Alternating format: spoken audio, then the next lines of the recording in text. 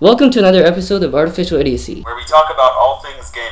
As people who game just a bit too much. I'm Atobe-sama. I'm Raceland Hawk. And I'm Quanstein. And here's what we have to say on this episode of Artificial Idiocy.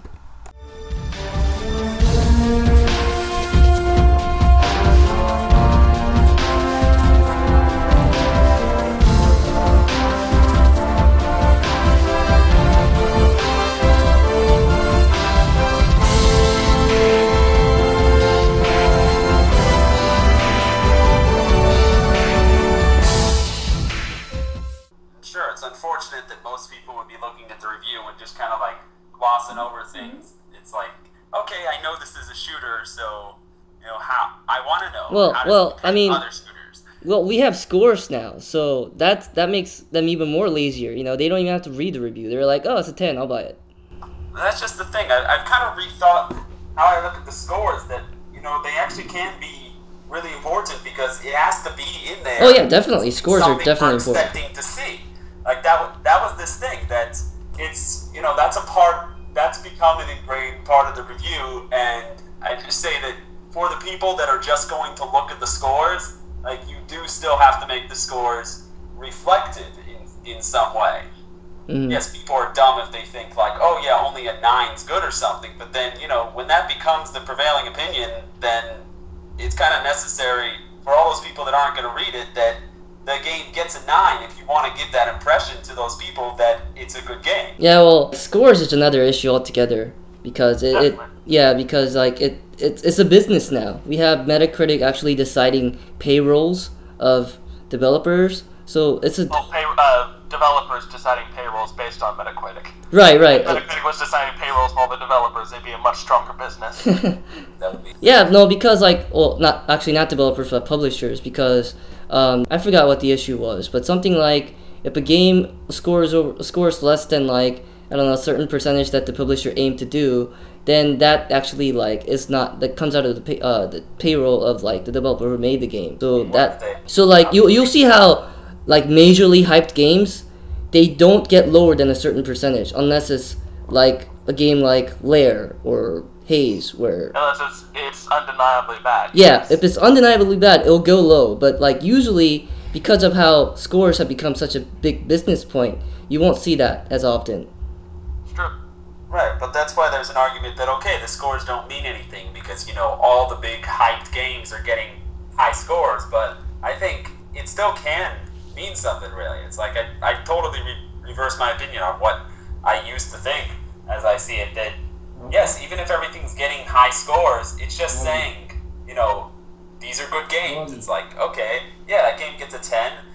We know that so many games are getting 10 that no one's looking at thinking, okay, that's the perfect game. But they're thinking, okay, there's definitely something about this game to like. I should at least look at it. Yeah, and they usually are really, really good games. But it's just you see so many 9s and 10s, and it just feels kind of like there's, you get the sense that there's too much inflation going on with the scores. That, and of course you're dealing with sometimes 10 different websites and what they constitute a score. Right. I mean, there's never going to be a universal rubric, and I don't think we want a universal rubric. Yeah, some sites use stars. Bad reviewers give bad scores. Good reviewers tend to mediate better, but I think you're always going to toe that line when you're just going to look at scores, because inevitably it's not good. There is no sort of defined rubric on how to score a game. You're just dealing with almost proxy score. It's just a filler almost. Right. So let's jump the question a bit and just go to thinking, are professional reviews helpful to the consumer? I think we've kind of determined that the usual consumer doesn't go to them anyway. But I mean, if they brought MetaCritic or something, right? Well, MetaCritic, I would count that as like a review, because they have every review in there. You could just click on the review and go to it. I have thoughts on MetaCritic that would branch out into a whole new debate, but yes, in terms of any aggregate score calculating site, I suppose that can still count as a general review. Well, I mean, when if you look at Steam, the MetaCritic score is every single I noticed title that had one. Yeah, that was a bit off-putting to me. But I mean, just thinking of like actual written reviews, I guess because most consumers don't even read it, I guess it's not helpful. That's your argument, right? Well, I mean, it depends on the consumer. Most are not going to, but those that actually go to the review, they actually have a need, and the service fills it. So I mean, you're not going to have a ton of people doing it, but for the people that actually seek it out, yeah, they're going to find worth in it, and it has an inherent worth for those that actually need it. But I just don't think that it's the actual text of the review is as popular as just posting a score. I mean, at this point, you can just literally post a number, and text can just be blah blah blah for 8 paragraphs. Right. Well, and to me personally, I actually rely more on like user reviews.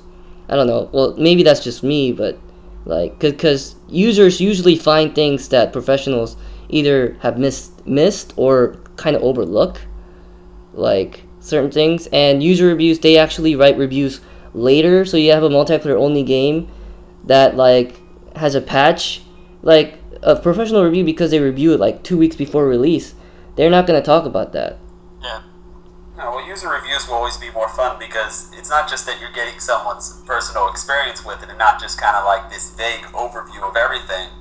But, you know, we have the freedom to just talk about anything. Part of the game. Yeah. So informality also comes with a price. I mean, professional reviewers have technique. They have skill at actually assessing games and providing it closer to universal value to it.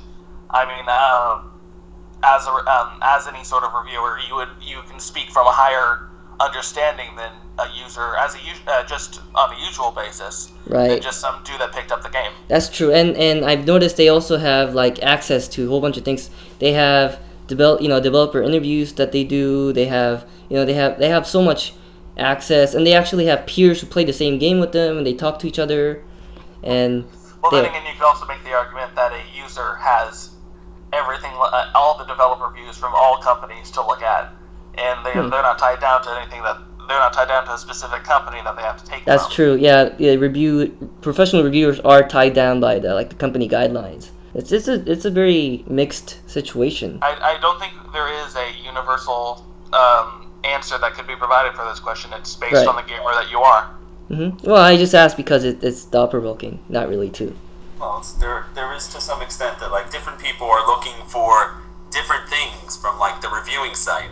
It might not be just the review, it's the videos and stuff, it's the interviews. They're looking at just that. Maybe not the review at all, assess their opinion of the game. So you can't say that any of them shouldn't be there. We might as well have all this stuff, let people go at the game any way they want. And so it's not really for us to say that any of it could be done without. I'm not saying that anything needs to get rid of. I'm just trying to approach it from what each consumer style is gonna take from a review or individual components thereof.